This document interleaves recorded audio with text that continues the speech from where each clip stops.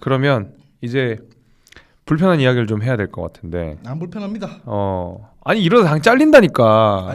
저는 이미 당직이 없고 하라는 당직도 안 한다고 했기 때문에 있는 그대로 얘기하면 됩니다. 오케이. 네. 좋아. 그러면 자, 이재명 취임 100일. 벌써 100일이나 됐나요? 100일. 어제부로 100일 됐더라고. 근데 100일이 됐는데 기자회견이 없고 네. 그 최고위 모두 발언에서 윤석열 대통령 나빴다 뭐 이런 얘기를 주로 했더라고 보니까. 그 뭐 기자회견을 안 한다는 얘기는 그냥 있는 그대로 액면 그대로 해석하면 할 말이 없다는 얘기잖아요. 할 말 없지. 네, 그래서 이제 어제 저도 방송 나갔는데 그 얘기를 많이 하더라고요. 그래서 어떻게 해석하냐 그러길래 크게 할 말이 없나 보다 라는 얘기를 비판적인 입장에서 했습니다. 뭐 여러 가지가 있겠죠. 굳이 뭐 언론과 안 다투고 나는 이제 민생 행보하겠다라고 얘기할 수도 있는 것이고 아니면은 사실상 지금 뭐 사법 리스크나 이런 거에 관련해서 이제 질문들이 쏟아질 거니까 안 하는 이면 못한 기자회견이 되지 않겠냐 해서 안 할 수도 있는 것이고 그래서 저는 기본적으로는 언론과의 접촉을 줄이는 거에 대해서는 비판적으로 봅니다. 그 왜 도어 스태핑 할 때도 그 방식이나 뭐 발언이 문제가 되면 약간 좀 보완해서 하는 게 좋지 않냐라는 입장이었고 문재인 대통령이 언론 간담회 별로 안 하고 이제 구중궁궐에 있었다는 비판을 받았었는데 거기에도 수용하는 편이라 100일 기자회견 안 한 건 좀 아쉽더라고요. 아니 그 제가 비상대책위원으로 1년을 일을 해봤고 그다음에 이후에 이제 이준석 대표 체제로 바뀌면서 이준석 대표가 100일 어떻게 지내는지 봤고 그렇기 때문에 정치인 특히 이제 당 대표급에게 100일이라는 게 얼마큼 중요한 의미인지를 알거든요. 내가. 근데 그러니까 당 대표가 가장 힘이 좋을 때가 첫날부터 100일 딱 그때예요. 제일 좋을 때야. 진짜 막 뭐 주먹 날리면 다 10명씩 날아가고 막 이럴 때가 그 100일인데 이재명 대표 100일 동안 보면은 아무것도 기억나는 게 없어. 대장동 말고는. 아 그래요? 응, 난 기억이 안 나. 뭐 저도 기억이 잘 안 나네요. 그러니까. 윤석열 정부의 6개월 비슷한 무슨 일이 있었지라는 그렇게 얘기하니까 그러네요. 자강두천인데 여하튼 그 이재명 대표 100일 동안 사실은 대장동 수사 관련해서 뭐 우리 국정감사 중에 갑자기 의원들이 박차고 나가가지고 민주당 당사 지키고 막 의총 열어가지고 그 공직선거법상 허위사실 공표 검찰 소환 응할 것이냐 말 것이냐 뭐 이런 얘기 하면서 의총 열어가지고 안 한다 뭐 이런 거 했던 거 뭐 그런 내용밖에는 사실 기억이 안 나고 그러다 보니까 100일 이게 기자회견이 없을 수밖에 없는 게 그냥 그 연장선상이라는 거. 그러니까 지금 가장 힘 좋은 100일을 이렇게 날려버렸어. 이리 좋을 때를. 전 이제 송영길 대표 체제 때 생각해보면 100일 기자회견 때 무슨 얘기했냐면 조국 장관 그 조국 사태에 대해서 사과하고 막 그랬거든요. 아마 기억하시는 분이 별로 없을 텐데 저도 이제 그때 당에 들어가는 둥 마는 둥 막 이렇게 복귀할 때니까 이제 상의하고 그랬어요. 이거 어떻게 하면 좋겠냐. 나는 사과하는 게 좋겠다고 생각한다.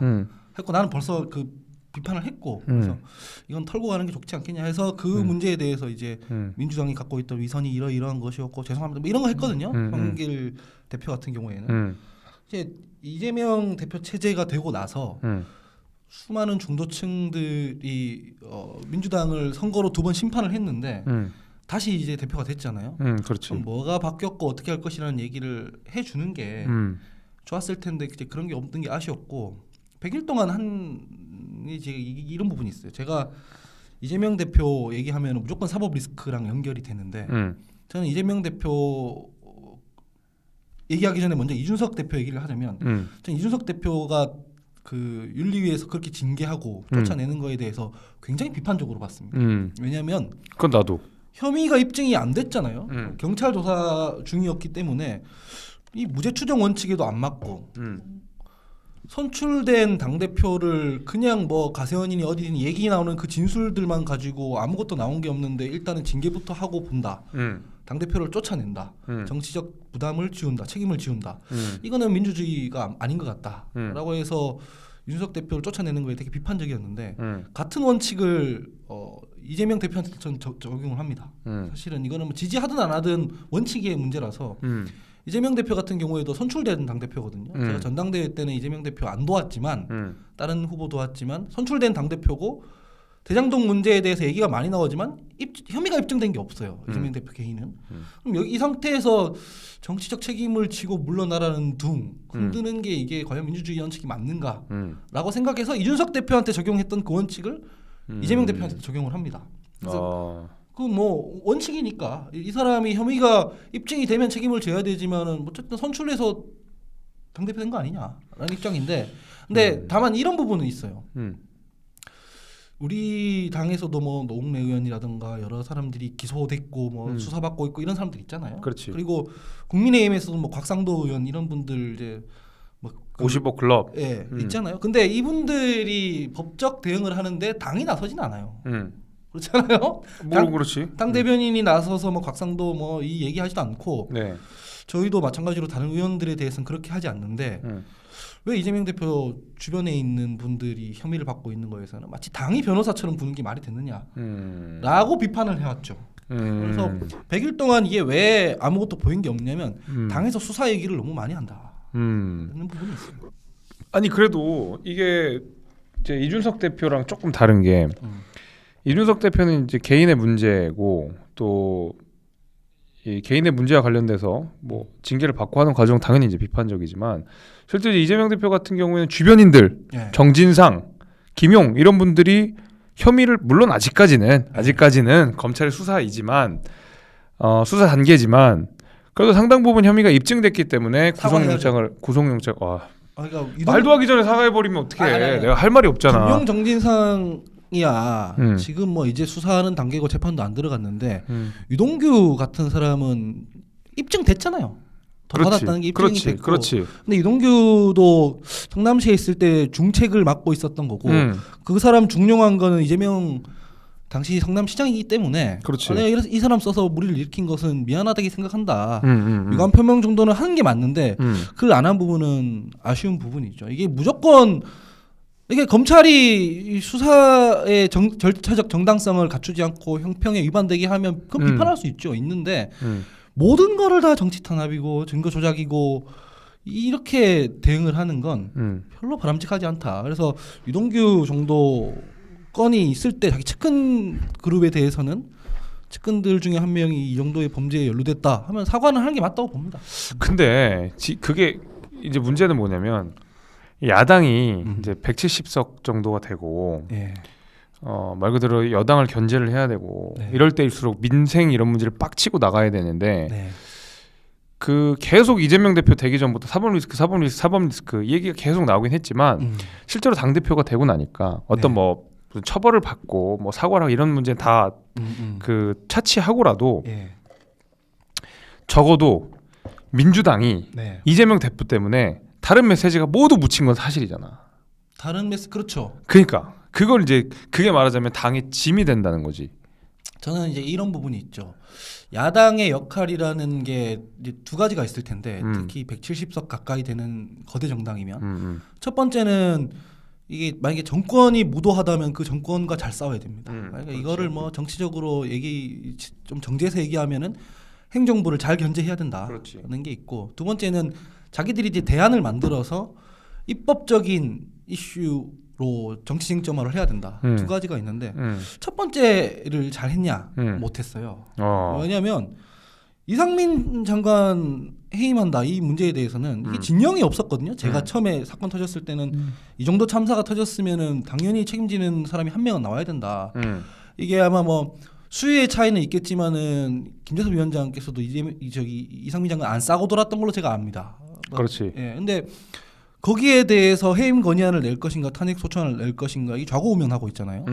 이런 거는 제가 봤을 때 169석으로 밀어붙여도 돼요. 제가 검경 수사권 조정, 소위 검수완박이라고 사람들이 알고 있는 그런 거는 그렇게 하면 안 된다고 제가 얘기했습니다. 왜냐하면 법안이라는 거는 이해 주체자들이 너무 많잖아요. 그렇지. 그러면은 그 법을 통과시켰을 때 부작용이 생길 수 있단 말이에요. 그리고 피해 보는 사람이 있을 수 있잖아요. 그렇기 때문에 그냥 다수의 의석으로 밀어붙이는 게 아니라 이 여러 이해 주체자들의 의견도 들어보고 그래서 공청회를 하는 거고 그래서 반대하는 쪽 그러니까 야당의 입장도 좀 들어보고 여당의 입장도 들어보고 국민적 공감대를 만들어서 의석으로 해내야 되는 것이지 그때 다수결로 해야 되는 것이지 이게 무슨 위장 탈당하고 그냥 번갯불에 콩 구워 먹듯이 이렇게 막 위력 자랑하면 그게 다수 권력의 횡포 아닙니까? 아니 근데 내가 갑자기 궁금한 건데 지금 여기 댓글들 중에서도 네. 우리 그 하원기의 신상을 걱정하시는 분들이 좀 있어. 저 일어 쓰시는 분이 이재명, 헝씨 유동규가 최측근이 유감 표시, 아들도 남이야. 헝기 씨 파타야 좀 갈래? 뭐 이렇게 해서 그 실제로 네. 약간 생명을 걱정하시는 분들이 제법 있는데. 굉장히 근데 가짜 뉴스입니다. 당내에서 네.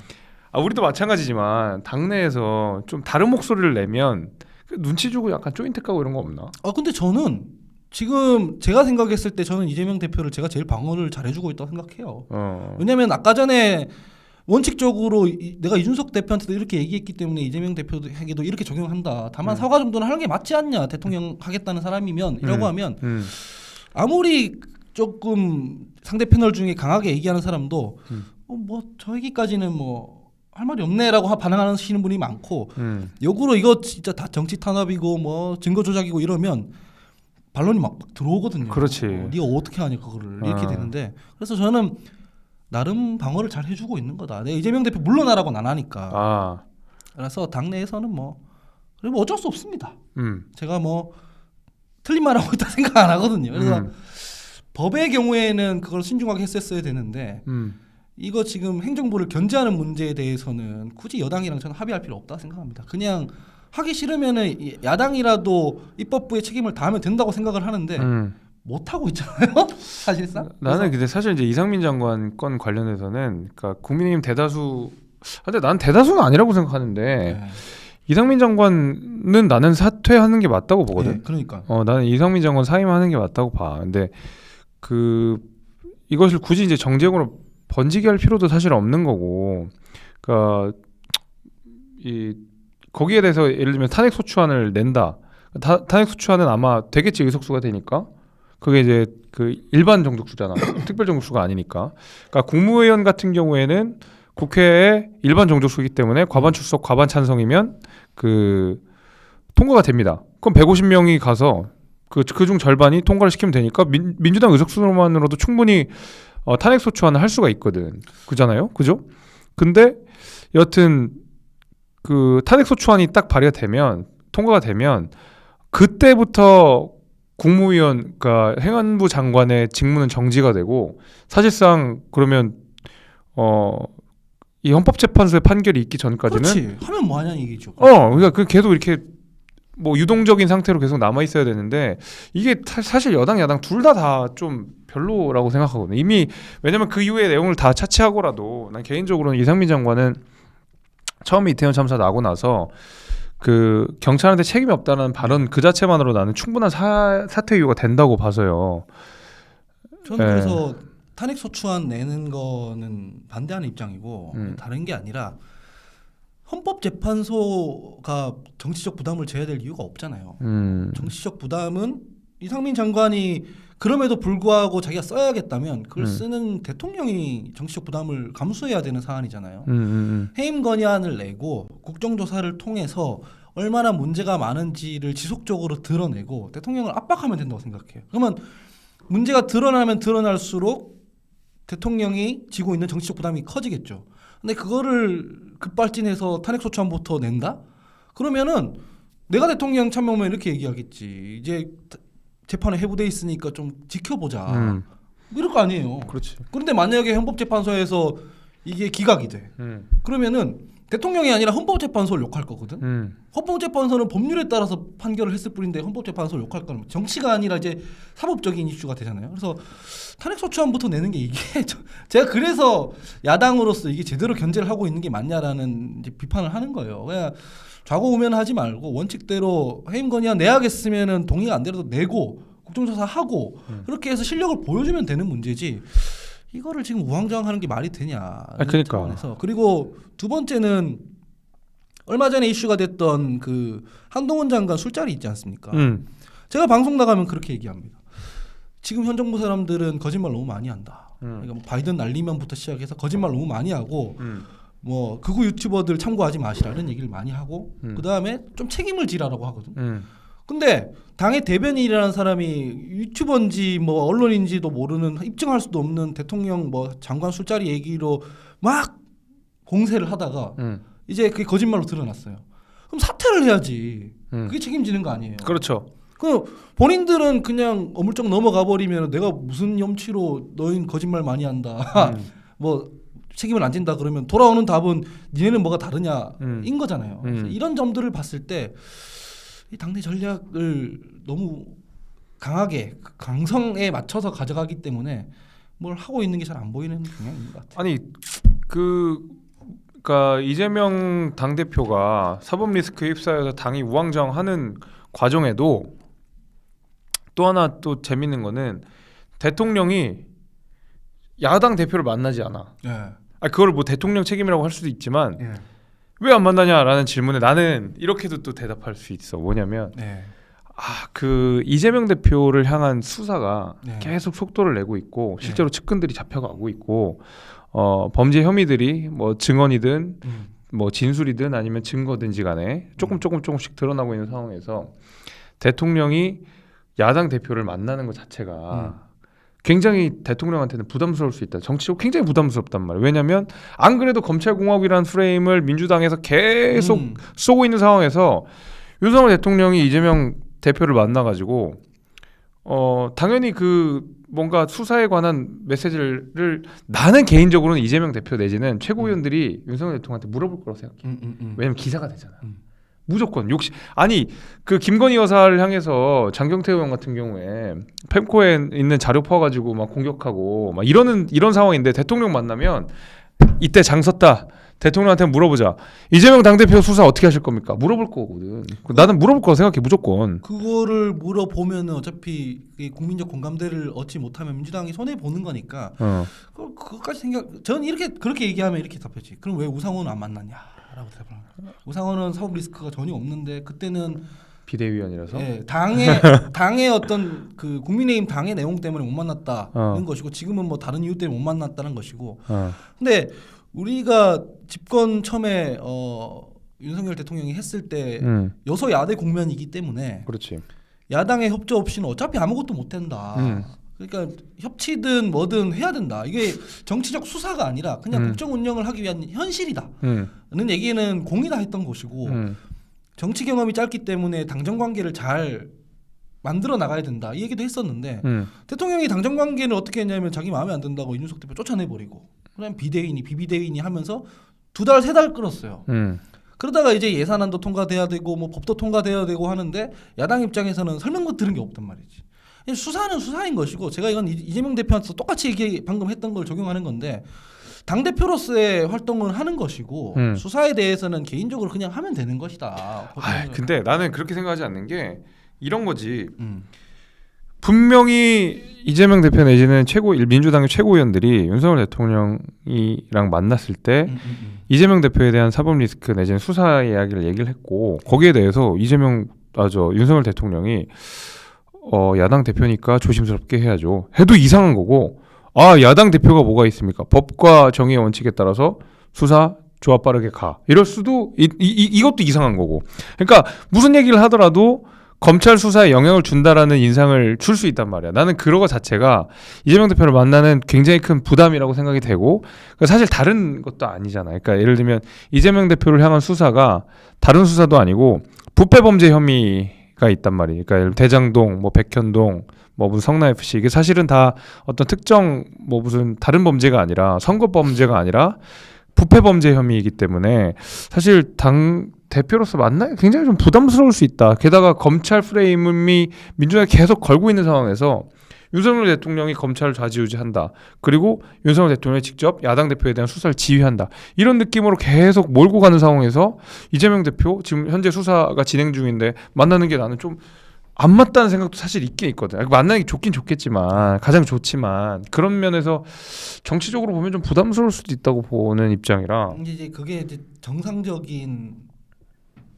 김재섭 위원장처럼 이제 정치 활동을 하는 사람이 그렇게 얘기하면 그럴 수도 있겠네라고 하는데 우리 대통령께서는 여당 지도부보다도 권성동 장제원을 먼저 만나는 사람 아닙니까? 그래서 이제 그것 때문이라 그런 고도의 정무적 판단을 했다고 보기에는 조금 그렇고 그냥 싫다고 봐야죠. 만나기 싫고 뭐 사실상 어제도 보니까 주호영 원내대표가 대통령 독대하고 와가지고 뭐 당권 주자들 얘기하는데 유승민 의원이나 이런 사람들 빼고 얘기하잖아요. 그러니까 싫다고 봐야 된다는 건데, 근데 대통령이라는 사람은 개인이 아니잖아요. 지금 뭐 야당 대표와 대통령이 둘이 만나가지고 친목하라 이제 이런 게 아니잖아요. 서로의 입장을 가지고 협조할 건 협조하고 뭐 안 되는 건 안 되는 거고 이렇게 교통 정리를 해야 되는 것이고 그 여기 가서 사적인 얘기들 뭐 수사 어떻게 진행 이런 얘기를 하면은 민주당 역풍 맞는 거죠. 그러니까 이런 부분에 대해서는 수많은 대통령실에 있는 참모들이 잘 정리를 해서 해야 되는데 이제 김지석 위원장님 정도 되는 사람도 대통령실에 없는 거죠. 그러니까 이게 부담스러울 부분이 있는데 이러한 부분들은 좀 푸시는 게 좋겠다는 것이고 수사 얘기하면 뭐 제가 대통령 실 메시지를 쓰라고 하면은 그 얘기 제가 하는 거 부적절하다. 우리 지금 그 얘기하러 모인 거 아닌지 않느냐. 내가 어떻게 얘기하든 간에 그 얘기가 야당 대표 입에서 나오는 것도 부적절하고 대답하는 것도 부적절하고 그런 거 다 아시지 않느냐. 딱 정해져 있는 틀 안에서 정책적 얘기만 하자라고 했을 텐데 제가 지난번에 이제 그 정부에서 하는 거 보면 써서 와요. 써서 와서 그냥 읽어요. 네, 1.1획도 틀리지 않고. 내가 유튜브니까 그 얘기하면 읽어요. 읽고 나서 이제 문 나가면은 이제 야당 대표들은 그런 거지. 내가 윤석열 대통령한테 이렇게 세게 한마디 했수다 하는 거고. 그래서 보통 어떤 정부에서든 용서회담을 싫어합니다. 우리도 용서회담 뭐 이런 거 잘 안 했잖아요. 뭐 그렇긴 하지. 왜냐면 이제 홍준표 대표 만나면은 홍준표 대표가 언론에 나가서 뭐 잘 협조하고 왔습니다 이러겠어요. 제가 대통령 강하게 비판했다. 이런 부분에 협조를 받아내겠다. 이렇게 얘기하겠지. 그러니까 알기 때문에 서로 싫어하는 건 있는데. 아니 그리고 저기 우리 하원기 대변인이 모셨던 유인태 전 의원께서는 전 사무총장께서는 윤석열 대통령이 이재명 대표를 인간 자체가 싫다라는 말을 하셨다고 하더라고요. 그러니까 그것도 뭐 전언입니다. 그러니까 유인태 장관이 그냥 그렇게 이야기를 하셨어요 방송에서. 윤석열 대통령이 이재명 대표 인간 자체를 싫어한다. 그 방송 김현정의 뉴스쇼 나와서 그러니까 거기서 하신 거잖아요. 그 전날 제가 만났어요. 정장을. 얘기 좀 썰 좀 풀어봐. 그 얘기를 하더라고. 그 왜 윤석열 대통령 주변에 사람들이 많잖아요. 많지. 그 꼭 보수 진영 사람들만 있는 게 아니고 뭐 김한길이부터 해서 뭐 장대 이런 사람들 많잖아요. 애기들이 막 도는 게 있는데. 자기가 들었대요. 들어서 방송에 나가서 뭐 얘기하려고 하는데 이러길래 제가 그랬습니다. 그거 모르는 사람이 있냐. 윤석열 대통령이 뭐 이재명 대표 좋아하겠냐. 좋아하는데 뭐 진짜 뭐 수사 때문에 안 만나겠냐. 뭐 하셔도 상관없다고 난 생각한다. 뭐 어떠냐. 해서 얘기하신 걸로 알아요. 누군지까지는 말 안 해주던데. 물론 뭐 나도 이재명 대표 싫지만. 아니 근데 그거는 어디까지나 유인태 장관의 이야기입니다. 어디서 들었다 카더라 뭐 이런 거니까. 그렇죠. 믿을 수 있는 내용은 아니고. 싫겠죠, 실제로. 뭐 일단 좋지는 않겠죠. 실제로 좋지는 않겠지. 내가 대통령이라도 나랑 후보로서 경쟁했던 야당 대표가 좋을 리는 없지. 게다가 나는 거기다 이재명이잖아. 이재명은 난 진짜 싫을 것 같은데. 근데 원래는 옛날에 DJ 때는 YS랑 경쟁하고 이랬어도 다 청와대로 다 불러서 일주일에 한 번, 2주에 한 번 조창 간담회, 오창 간담회 이런 거 하면서 이렇게 조율을 해 나갑니다. 그때 말이죠. 이때면 우리 세대로 치면은 뭐 누가 뭐 그 대통령 하면은 그렇게 하겠지. 그냥 자기랑 생각은 달라도 뭐 협조가 될 거 있으면 1, 2주에 한 번씩 불러서 그렇게 하겠지. 근데 지금은 너무 양극화가 돼 있으니까 만나면 지지층이 싫어할 거 아니에요. 근데 제가 요거 여담인데 과거에 이제 YS가 먼저 대통령이 되고 그다음 DJ가 됐잖아요. 근데 YS와 DJ는 정치적 동반자이기도 했지만 사실 엄청나게 경쟁자였고. 그러니까.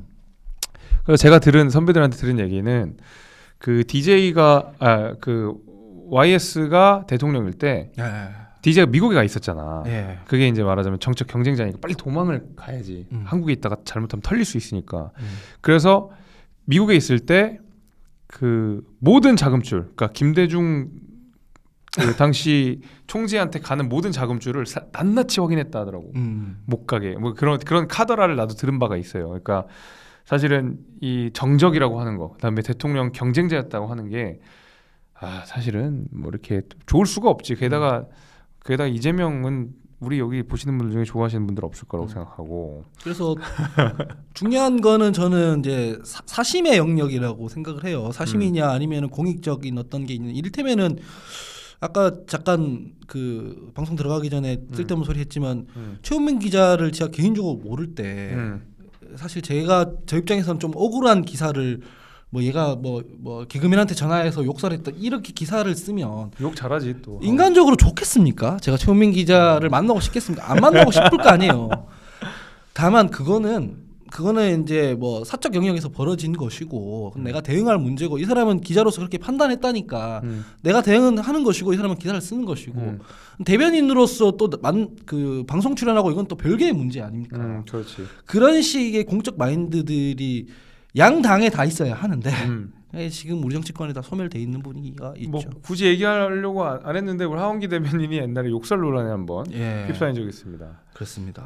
당 대표님도 욕설 논란에 한번 우리가 지금 그 당 대표님, 대통령님 뭐 이런 사람들 해가지고 어떻게 된 건지 모르겠어요. 그래서 아무튼 전화로 욕할 때는 항상 조심하는 걸로. 그렇습니다. 우리 이재명 대표님께도 한번 말씀드리는 걸로. 모든 사람들이 다 카메라가 켜져 있다고 생각하고 움직여요. 그러니까요. 이렇게 욕 막 하고 그러면 안 됩니다.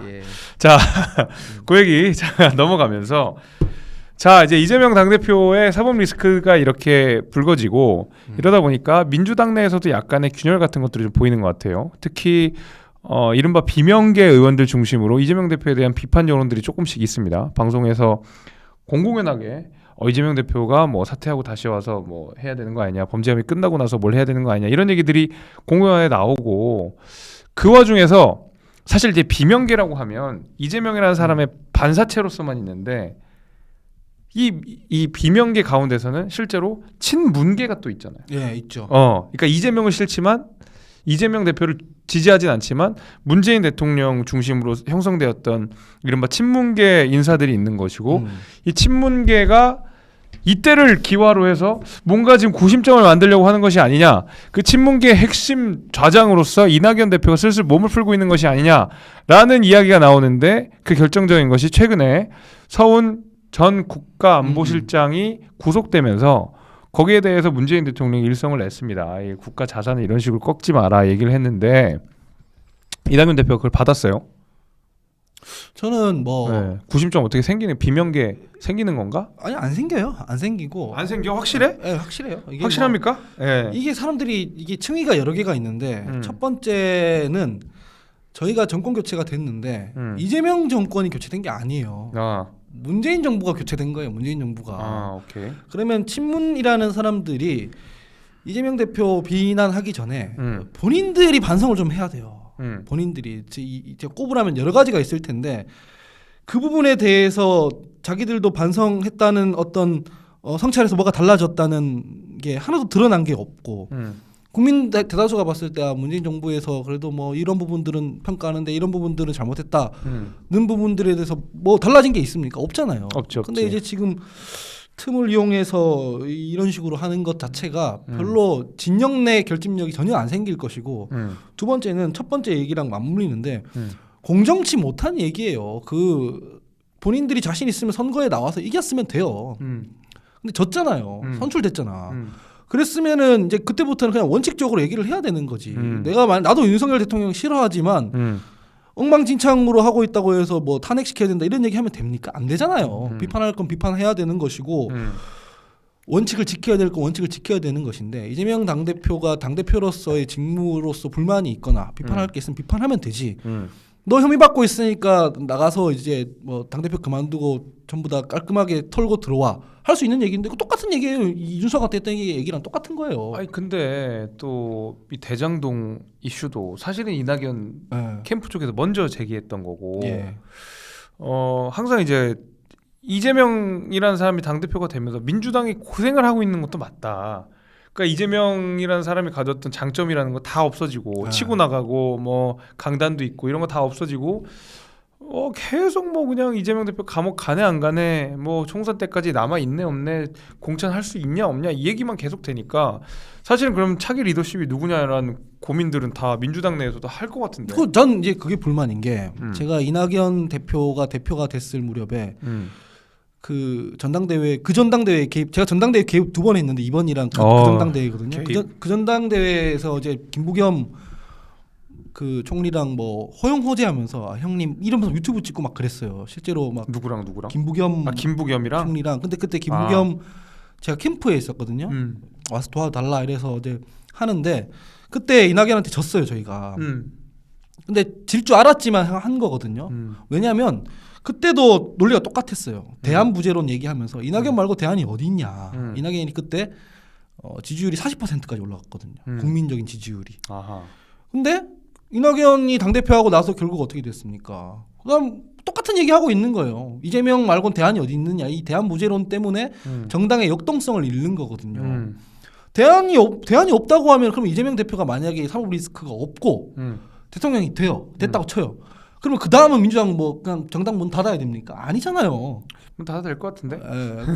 국민의힘 그러니까 서로 다른 정당에게는 그렇게 얘기할 수 있지만은 본인들은 그렇게 얘기하면 안 된다는 거예요. 그래서 저는 이래서 친문들이 이런 식으로 얘기하는 거는 공정하지 않고 원칙에 일단 안 맞는다고 생각을 해요. 그래서 이게 뭐 분당이 된다거나 최근에 누가 박영선 뭐 장관이 그렇게 얘기를 하던데 뭐 고양이의 탈을 쓴 호랑이 뭐 듣지도 못한 말을 그렇게 되지는 않을 것 같고 그다음에 뭐 친문들이 뭉쳐가지고 할 수 있을 만한 구심점도 없고 본인들도 반성을 안 했다는 생각을 합니다. 그 말이 나와서 말인데 이제 서훈 실장이 구속된 거 가지고 얘기가 많아요. 이제 서훈 국가안보실장이 이 서해 공무원 피살 사건 관련돼서 자료를 은폐 내지는 삭제 지시를 했다, 월북몰이를 했다. 이제 이걸로 사실 지금 구속이 되게 됐는데 반면에 이름이 비슷한 서욱 국방부 장관은 구속 적부심을 통해서 풀려났어요.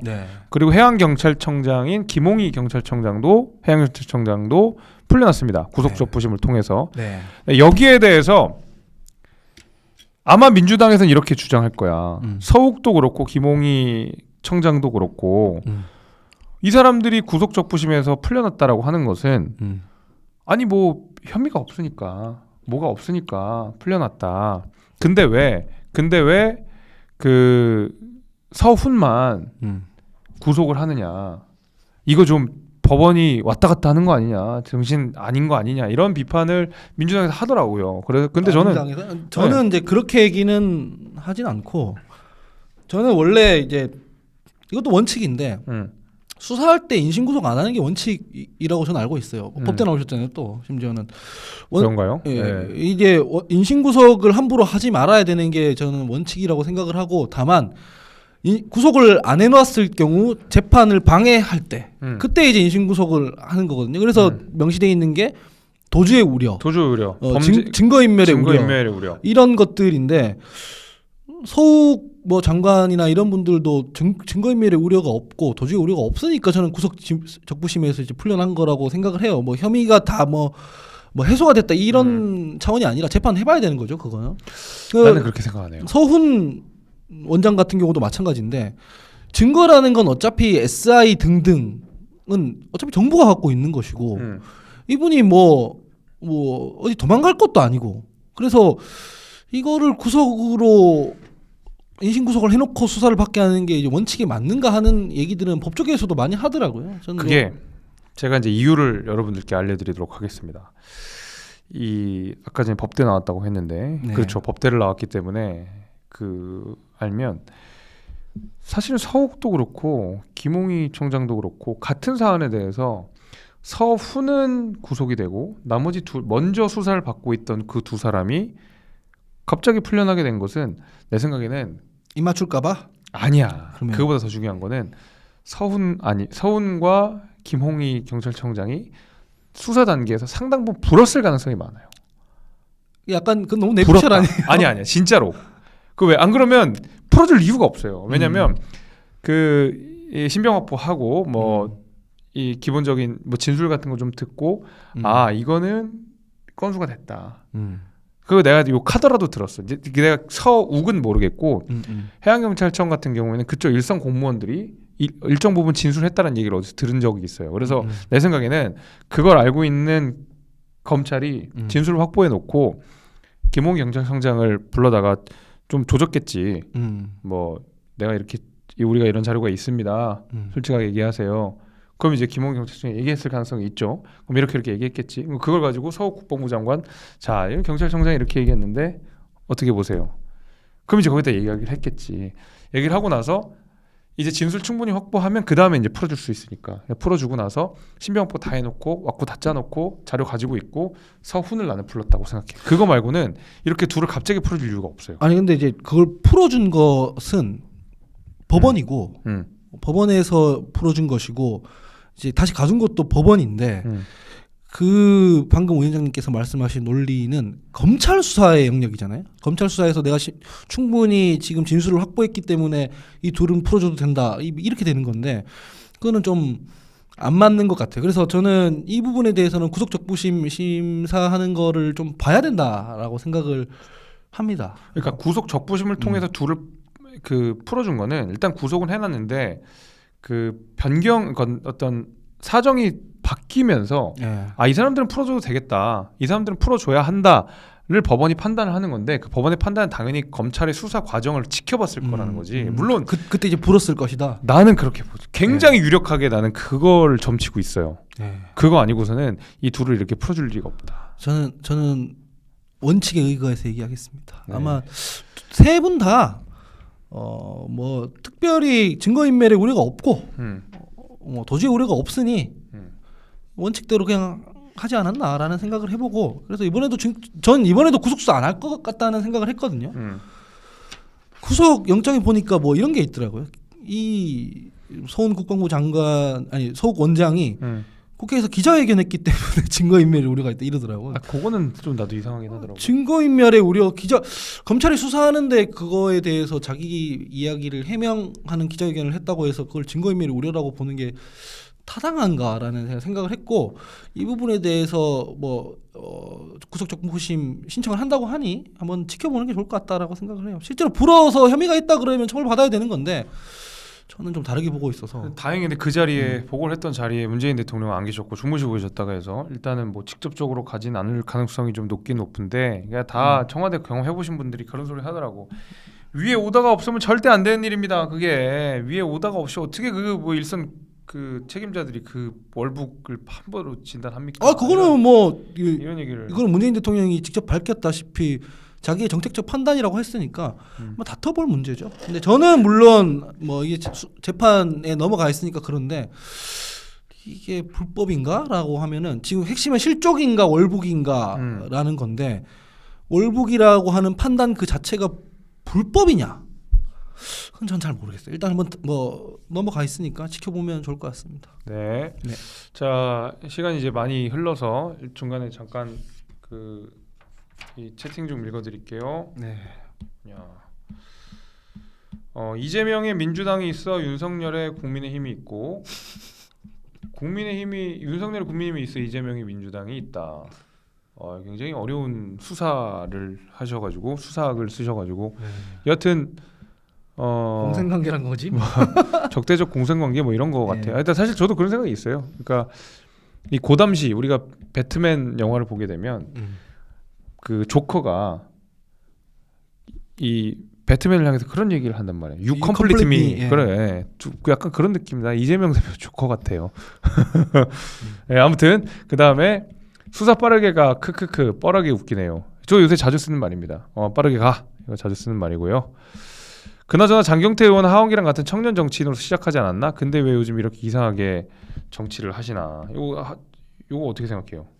아니 전 뭐 빈곤 포르노 얘기한 때까지만 해도 하여튼 저라면 그런 표현 안 썼을 것 같은데 뭐 할 수 있는 비판이라고 생각을 했습니다만 항상 이 진영 대 진영으로 붙다 보면 넘어가는 부분이 있어요. 이를테면은 김건희 여사 있잖아요. 김건희 여사의 문제를 다룰 때 그 사람이 대선 때 약속했잖아요. 나는 영부인으로서 활동 안 하고 그냥 아내로서만 하겠다. 이 약속을 했는데 약속을 위반한 거잖아요. 근데 약속을 그렇게 했지만 막상 현실적으로 영부인이 됐을 때 어쩔 수 없는 경우들이 저는 있다고 생각합니다. 영부인으로서 참여해야 되는 행사들이 있을 테고 활동들이 있을 테고 그냥 필요 최소한의 한도로 할 수 있잖아요. 근데 순방 가서 그 캄보디아에서 그러고 다니는 건 필요 최소한의 한도를 넘어선 개인 활동이라고 봐야 되잖아요. 근데 할 수 있죠. 그것도 개인 활동도. 근데 그 순방에서 취재를 정작 순방 내용에 대해서는 취재를 제대로 못하게 하고 뭐 MBC 전용기 안 태우고 나가서도 보도자료 받아쓰게 하고 뭐 이랬는데 그 대통령실의 홍보 기능을 일부를 김건희 여사의 개인 활동에 투여했다. 왜 그 국가의 자산이잖아요. 국가의 자원과 자산, 예산 그러라고 비행기 태워서 보낸 게 아닌데 왜 그거를 사적으로 활용하게 하느냐라고 문제 제기를 하면 된다고 나는 생각해요. 일단은 약속 위반인데 불가피한 상황이 있다 하더라도 그건 공적인 영역에서만 해야 된다라고 하면 되는데 이게 조명을 썼니 안 썼니 캄보디아에 사람을 보냈니 안 보냈니로 가니까 그러니까 정치를 너무 후지게 하는 게 있고 그리고 나는 사실은 민주당도 너무 그 김건희 여사 가지고 너무 그렇게 이거 원칙적으로 왜 원칙적으로 너무 그렇게 좀 치졸하게 안 했으면 좋겠어요. 예, 원칙적으로 얘기하면 돼요. 제가 대선 때 얘기했던 게 지지층들한테서 얘기했는데 당신들은 입만 떼면 뭐 페미니즘, 여성주의 얘기하면서 상대당 후보의 부인한테 줄리 그래 썩고 싶냐? 그게 얼마나 위선이냐? 얼마나 양도구육이냐? 김정숙 비판한 적 있어요? 김정숙이요? 제가요? 네. 김정숙 여사 비판한 적 있어요? 없습니다. 그래요? 아니 댓글 중에 하원기는 김정숙도 비판했다는 얘기 있길래 왠지 그랬을 것 같기도 해가지고. 저는 김정숙 여사 비판 많이 했습니다. 아니 저는 많이 안 했나? 좀 많이 했습니다. 저도. 김정숙 여사는 존재감이 그렇게 큰 영부인은 아니었으니까 특별히 이슈에 올라왔던 적이 별로 없어요. 뭐 옷 얘기나 나오고 했는데. 그러니까 사실은 그렇게 특별하게 나올 게 없는데 본인 스스로 굉장히 나오고 싶어 하셨던 것 같아가지고 보니까 좀 나중에 재조명 받고 있잖아요. 뭐 약간 타지마할 여행 이런 거. 여행 뭐 이런 거. 아무튼 문제가 좀 있으셨던 것 같고. 오늘 이거 댓글 읽다가 지금 여기까지 왔구나. 네. 아무튼 이상한 걸로 박단호님께서 얘기하는 게 깔 생각만 하고 있으니 점점 3분으로 가지 이러시잖아요. 이게 맞는 말인 게 그 자기 진영에서 얘기하는 그 정념, 분노 여기에 편승을 해서 칭찬받으려고 하면 결국 선을 넘게 됩니다. 그러니까요. 예, 이봉규 TV를 보면 선을 넘는 것이고 그렇게 되는 거 아니겠어요? 그리고 여하튼 장경태 의원은 요새 좀 제 개인적으로는 좀 잘못 가고 계시지 않나 이런 생각이 좀 들고 동방쌍님이 국힘 지지자인데 지금 윤통과 아이들 극혐입니다. 이럴 때 반대 진영인 민주당이 상식적인 선에서만 정치해도 민주당 지지할 텐데 저쪽도 보면 누가 더 못하나 막장 가나 경쟁하는 것 같아서 아쉽습니다. 제발 대한민국 위해서라도 민주당이라도 정신 차리기 바랍니다. 민주당 정신 쉽지 않은데 제이님 이런 거 하지 마. 무슨 조성은이야 자꾸. 뭐 이대훈 또 안 해요. 안 할 거야. 여러분 안 해. 자꾸 조성은 얘기를 하고 그래. 조성은 캡틴 크로코다일 이런 채널들을 자꾸 보시면 안 돼. 여기 김재섭 위원장 하는 채널만 딱 보시면 되지. 이런 사람들 채널을 보시면 마시마루님 안 됩니다. 두 분 월드컵 우승국 예측 부탁드립니다. 브라질이죠 뭐. 우리 이겼으니까 브라질 안 이기면 억울해서 안 되지 나는. 우리가 또 4대3으로 또 아깝게 졌지 않겠습니까? 4대3으로 졌지 우리. 그 정도 거리면 차게서 졌나? 그 정도 거리면 이제 3점 슛으로 쳐야 되지 않겠습니까? 3점 슛이죠. 농구에서도 그 정도 거리면 사실 나는 5점 슛이라고 생각하는데 국제 경기 룰이 그렇진 않아가지고. 여하튼 성문이 형님이 들어와서 헌기님 반가워요 나오셔서 고맙습니다. 반갑습니다. 감사합니다. 감사합니다. 그렇게 됐습니다. 우리 지금 다음 주제로 넘어가는데 지금 쓸데없는 소리 너무 많이 했어요. 하여튼 그러니까 하원기가 있으니까 쓸데없는 소리가 너무 많이 나왔고 지금 우리 당만 실컷 까고 지금 이렇게 된 점이 있다. 자 이제 진짜 여러분들이 좋아하시는